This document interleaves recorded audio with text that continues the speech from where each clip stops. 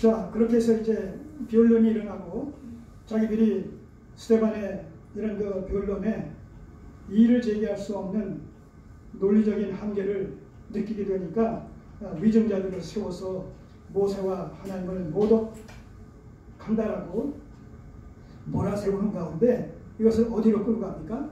사내들인 공회원에다가 고소를 하는 거예요. 사내들인 공회에다가 그 얘기가 12절에 나오는 거예요.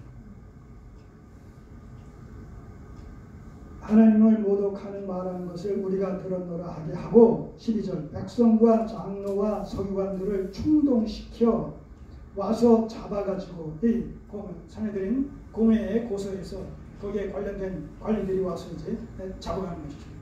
고소를 했으니까 자주죄응을 확인하기 위해서 잡아가는 거예요. 그럼 고소와 고발의 차이가 뭐예요?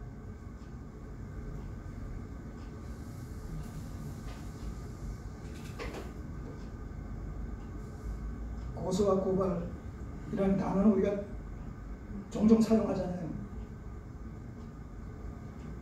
고소, 고발.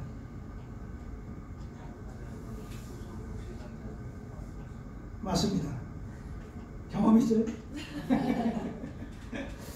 그거 유경험자가 아니면 그거 저는 몰랐어요.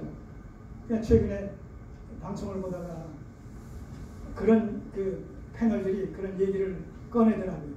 사람들이 고소와 고발이라는 이런 용어를 혼용해서 쓴다고 구분하지 못하고 아무 때나 고소가 고발이고 고발이 고소를 그냥 그렇게 인식하고 그냥 보편적으로 사용한다. 근데 그게 아니다. 법적으로는. 그러면서 그 변호사가 얘기를 하더라고요. 그래서 나도 사전을 찾아봤죠. 정확하게 얘기했어요. 고소는 피해 당사자가 사법기관에 신고하는 것이고 이 사람을 처벌해달라고. 고발은 제3자가 우리 윗집이 계속 그냥 뛰어가지고 도대체 노예로 제가 걸리겠어요. 이거 좀 처리해 주세요. 그건 누가 되죠? 말은 고발이 된다는 제3자가 당사자가 아니라 당사자가 제3자 입장에서 벌써 누가 지금 싸우고 있어요. 그냥 누가 싸우는 것을 갖다가 경찰서에다 알려가지고 경찰서가 와서 그 문제를 해결시키기 위해서 가서 경찰서에다 얘기할 때 그게 뭐예요? 그게 고발이라는 거예요. 싸우는 당사자는 여기 있는데 제3자가 가서 근데 싸우다가 한 사람이 다쳐가지고 경찰서에 가서 신고를 하면 그건 뭐예요? 그건 고소가 된다. 그렇죠? 예. 여러분들이 더 잘 알 수 있어요. 자, 그래서 충동시켜 와서 잡아가지고 공회에 이르러 이거 이제 고소를 한 거예요. 이제 모세 율법과 하나님을 모독한다라고 변론하다가 자기들이 논리적으로 코너에 모르게 그러다 보니까 위증자를 세워서 공회 앞에 고소를 해가지고 스데반을 체포하게 만드는 것이죠. 자, 13절 공회에 이르러서 거짓 증인들을 세우니 그들이 가로되 이 사람이 이 거룩한 것과 율법을 거스려.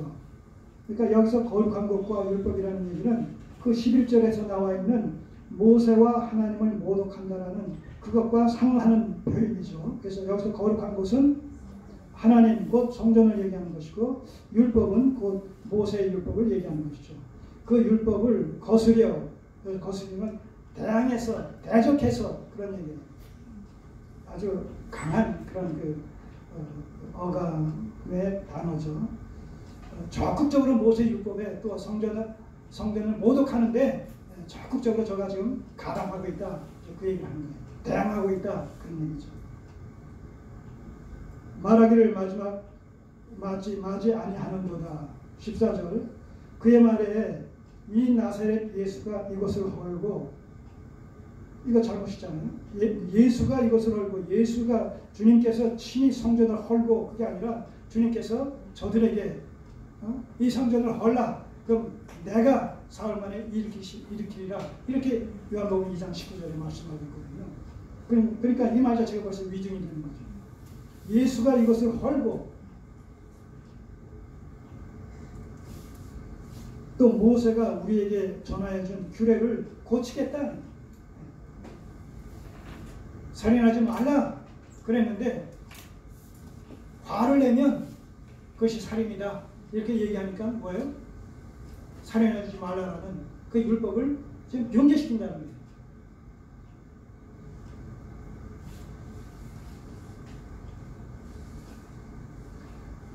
이 현대교회 속에서 똑같은 얘기는 아니지만 현대교회 속에서도 마찬가지예요.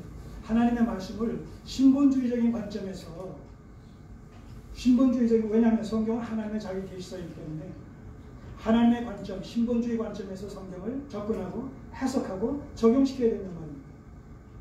그런데 이것을 인본주의적인 관점, 우리의 관점, 인간의 관점에서 인간을 위하여 성경이 존재하고 있고 인간을 위하여 하나님이 존재하고 계신 것으로 그렇게 하나님을 도구화시키고 신앙을 도구화시키게 되면 이것은 우상숭배 신앙이 된다는 거죠. 우상숭배 신앙.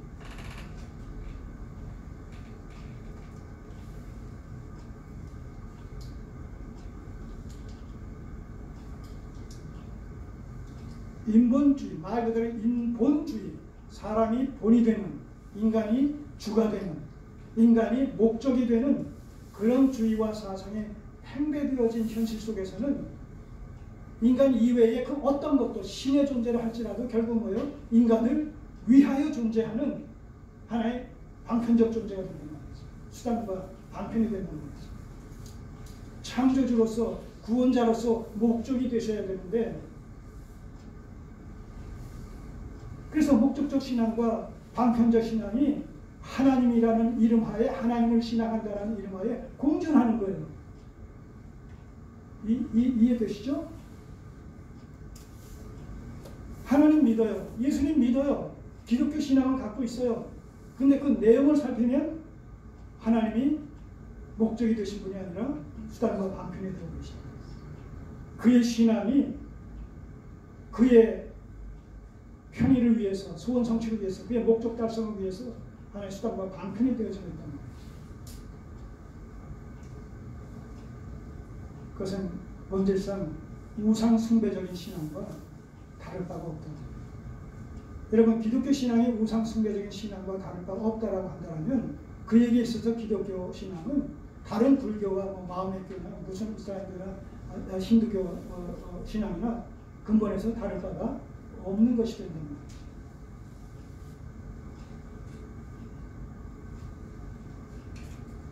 열왕기서 12장에 보면 남북이 이스라엘이 남북으로 나누어져서 북이스라엘의 10지파가 남유다의 2지파가 그렇게 이제 구성이 돼가지고 갈라지지 않습니까? 그랬을 때 북이스라엘의 초대왕이 누구죠? 북이스라엘의 초대왕이 여로보암 아닙니까? 네. 그 여로보암이 그 10지파 사람들이 결국은 이 절기가 되면 어디 모여서 그 절기를 지키게 돼 있어요? 규례에 예루살렘 성전에. 그럼 절기 때가 되니까 10지파 사람들이 남쪽에 예루살렘에 있으니까 성전은 남쪽은 내려와서 그 예배에 참석하고 절기에 참석한단 말입니다. 자, 그러니까 여로보암 왕 입장에서는 뭐예요? 그 10지파 사람들의 마음이 남유다의 르호보암에게 쏠릴까봐 그 고민하지 않을 수가 없잖아요. 자, 그러니까 어떻게 해요? 베델과 단에, 남쪽의 베델, 북쪽의 단에 이 성소를 세우고 여기에 황금 송아지상을 만들어 놓고 그것을 여호와의 어떤 이미지로 포장을 시켜서 내려가지 말고 그 성소에서 예배를 드려라. 그리고 레위인들은 거의 이제 이 남쪽으로 내려왔어요. 자, 그러니까 무자격자 제사장들은 누구만이 제사장 업무를 공직할 수 있어요? 업무에? 레위인들은 그 규례가 그렇게 하나님께서 정해놓으시는데 레위인들이 절대 다수의 레위인들이 다 남쪽으로 내려가니까 무자격 레위인들 아무나 보통 사람들 다른 지파에 속한 사람들도 원하기만 하면 거기에 뭔가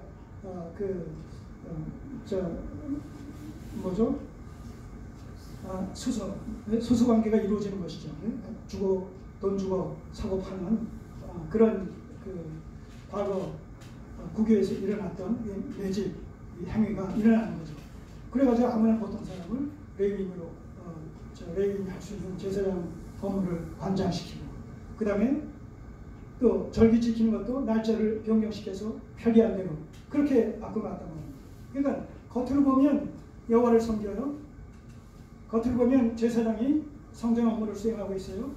또 겉으로 보면 절기를 지키고 있어요. 근데 내용을 보게 되면 여호와의 신앙은 창조주와 구원의 주가 되시는 여호와 하나님이 아니라 우상으로서의 하나님이란 말이에요. 레위인 제사장이 아니라 보통인 아무 집 하나 원하는 대로 돈 주고 산 그런 것으로서의 레위 제사장이란 말입니다. 그리고 날짜도 제 날짜가 아니란 말이죠. 그럼 겉으로 봤을 때는 예배 드리는 거예요. 겉으로 봤을 때는 기도해요. 찬양 드려요. 겉으로 봤을 때는 이건 기독교인이에요. 근데 내막을 보면 아니에요. 하나님의 뜻대로, 원리대로, 말씀에 계시된 그 원리를 쫓아서 그렇게 하나님을 예배하고 하나님을 섬기는 것이 아니라는 거죠. 그런 신앙을 뭐라고 성경은 얘기하고 있어요? 불법적이고 불복종적인 신앙. 나답과 아비후가 제사장에 임직된 직후에 레위기서 10장에서 그 8장에서 봉직이 돼가지고 10장에서 첫 제사 업무를 집전하는 과정 속에서 다른 불로 제사를 드렸다고 했어요. 다른 불. 그때 다른 불은 무슨 불이냐면 성소에 그 향에 불을 붙일 때 그 불은 그 성소 밖에 있는 마당에 제단에 있는 그 제단에 불을 붙여가지고 불을 가져다가 이 성소에 단에 불을 붙여야 되는 거예요. 이게 다 이제 예수 그리스도의 이름으로 우리가 기도드려야 된다는 이런 구속사적인 의미가 담겨 있는 것인데, 근데 어쩐 일인지 그걸 하지 않고 임의대로 자기 소견에 좋을 대로 다른 불이라고 거의 표기되어 있죠. 다른 불로 했어요. 그랬을 때 어떤 일이 일어났어요? 기죽사였던 거예요. 그러니까 물론 그 뒤에 그런 일들이 또 반복해서 일어나지 않았는지 일어나는지는 모르지만 그때 그 사건을 기록한 목적이 뭐겠어요? 배경이 뭐겠어요? 우리가 하나님을 섬긴다라고 했을 때 인간은 타락한 죄성상 끊임없이 하나님의 뜻에서 벗어나려는, 비껴가려는, 거스리는 그런 본성이 있다는 건 우리 안에, 그걸 아시기 때문에 하나님께서는 계시사인 성경을 주셔서 나를 이와 같이 섬기라, 이렇게 섬기라, 이래서는 안 된다, 이렇게 해야 된다, 저렇게 해서 안 된다, 그걸 밝히 보여주셨단 말입니다. 왜? 그런 게 없으면, 지침서가 없으면 자기 성경에 좋을 대로 할 테니까 할 수밖에 없기 때문에, 그걸 아셨기 때문에 우리의 성경을 아시니까 그런 지침서를 성경을 통해서 주셨단 말이죠. 그러니까 우리는 뭐예요? 우리는 이렇게 하고 싶어도 말씀에 저렇게 하라고 그러면 그걸 포기하고 저렇게 해야 된단 말입니다. 이것이 하나님을 믿는 하나님의 백성으로서 마땅히 행할 바 도리의 본분이란 말이죠. 그래서 성경을 주신 것이고, 그러니까 오늘 우리가 그렇게 이 말씀에 입각해서 하나님을 바르게 알고 바르게 섬기기 위해서는 성경에 우리가 무지해서는 되겠어요, 안 되겠어요? 안 된다는 거예요. 그러니까 구교에서, 중세시대의 구교에서 성경은 성직자들의 독점물이었다는 말이죠. 일반 성도들, 교인들에게는 성경 보는 것 자체를 금해버릴 정도로 그런 암흑시대가 있었단 말입니다, 한때. 그러니 얼마나 이 성경을 자의적으로 해석하겠어요. 자기의 필요를 쫓아서, 자기의 유익을 따라서 해석하고 적용시키지 않겠습니까? 무지한 이런 교인들은 그것이 옳은 줄 알고 그대로 따라갈 수밖에 없고, 그래서 이 암흑시대가 장기간 동안 지속될 수밖에 없었던 거예요. 오늘날도 마찬가지예요. 오늘 말씀을 부지런히 연구하고 성경이 무엇을 말씀하는지를 밝히 깨달아서 밝히 증거함으로 말미암아 아까 초도에 말씀드린 대로 전하는 저나 듣는 여러분들이랑 성경에 대해서 뭐요? 성경에 대한 그런 이해와 인식과 아는 정도가 뭐요? 같이 이걸 같은 수준에 머물러야 된단 말입니다. 공유해야 된다는 거예요. 나만 알고 있고 여러분들에게 알려주지 않음으로 말미암아 나만 아는 것을 가지고 이것을 경건의 이익을 삼아서 개인의 어떤 목적을 위해서 이것을 악용하면 안 된단 말입니다. 과연 오늘 현대교회 속에 기독교인들이 얼마나 깊이 있게 그 총체적인 관점에서 성경을 알고 있는지 저는 잘 모르겠어요. 그러나 일반적으로 우리가 아는 바에 의하면 그렇게 깊이 있게 풍성하게 알지 못하는 것이 현실이 아닌가 그런 생각을 해요. 왜냐하면 이단들의 거짓된 가르침 앞에 속수무책으로 당하는 이런 제도권 교회의 모습을 볼 때 말씀으로 풍성하게 말씀에 접촉이 되어지고 또 전신갑주를 입고 있느냐라는 것이 의문시될 수밖에 없다는 말이죠. 상대적으로 이단에 속한 사람들은 뭐예요? 성경을 열심히 가르친다고 하잖아요. 잘못된 교리 체계임에도 불구하고 그들은 죽기 살기로 거기에 매달린단 말이죠. 얼마나 엄청난 열심입니다. 아침 벌써 9시, 10시 되면 아파트에 차들이 그냥 어디서부터 오는지 와가지고 사람들 막 풀어놔요. 그러면서 동마다 두 사람씩 짝져가지고 그 다음에 가가호 배를 누르면서 전도인들이 방문이 시작되어지는 모습을 이런 보지 않습니까?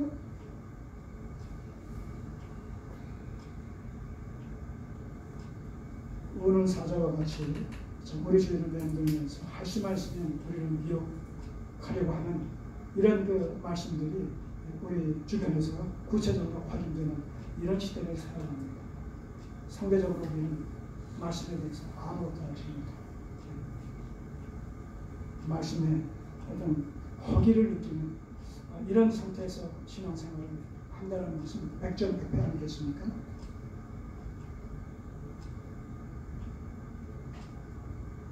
자, 18절, 15절. 공회 중에 앉은 사람들이 다 스데반을 주목하여 보니 그 얼굴이 천사의 얼굴과 같더라.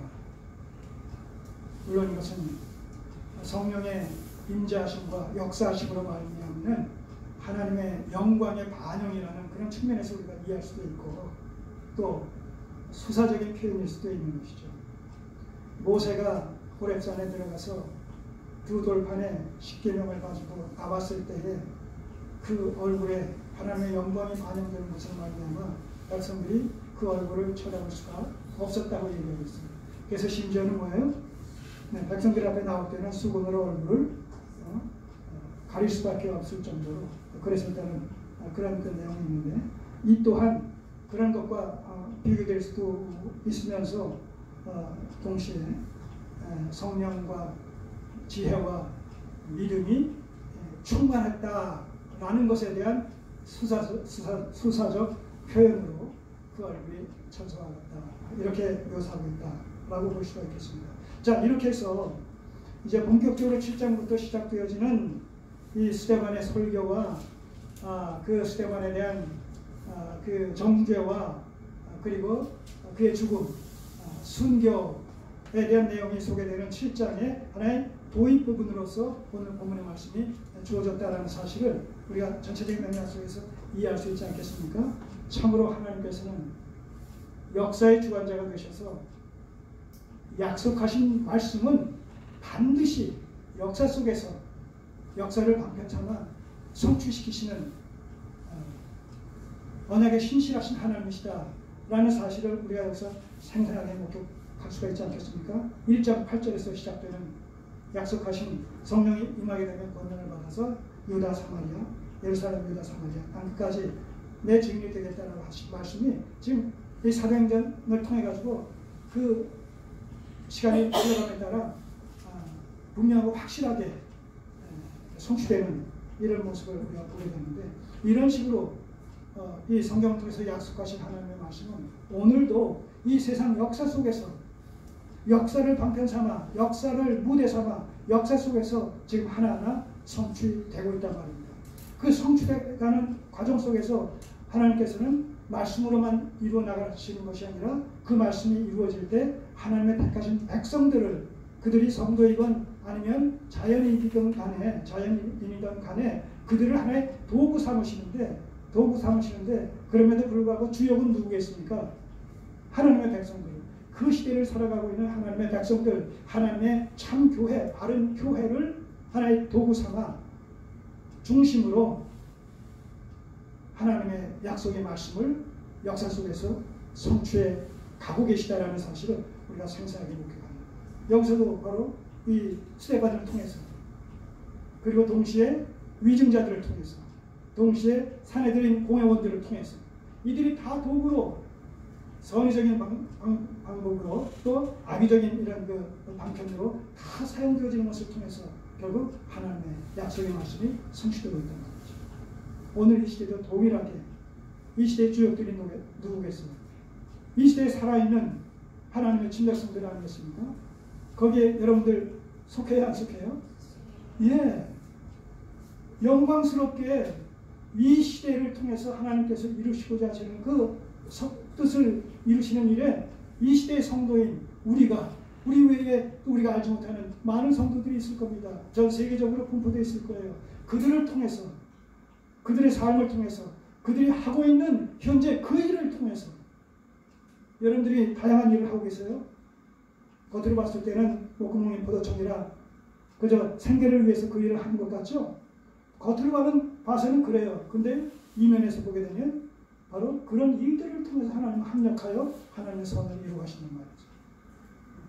그래서 오늘 우리에게 주어진 그 일을 이런 구속사관을 가지고 천상지향적인 가치관에 입각해서 현실을 해석하면서 자신을 과소평가하지 마시고 자신이 하고 있는 그 일을 등한히 여기지 마시고 나와 이 일을 통해서 하나님의 뜻을, 하나님의 나라를 이루어 가시는 일에 이 일이 지금 나는 알지 못하는 가운데 선용되고 있다는 이 분명한 관점을 가지시고 소명의식을 가지시고 주의 일에 참 힘쓰는 우리 성도들 피차되기를 소원합니다. 기도드리겠습니다. 아버지 하나님,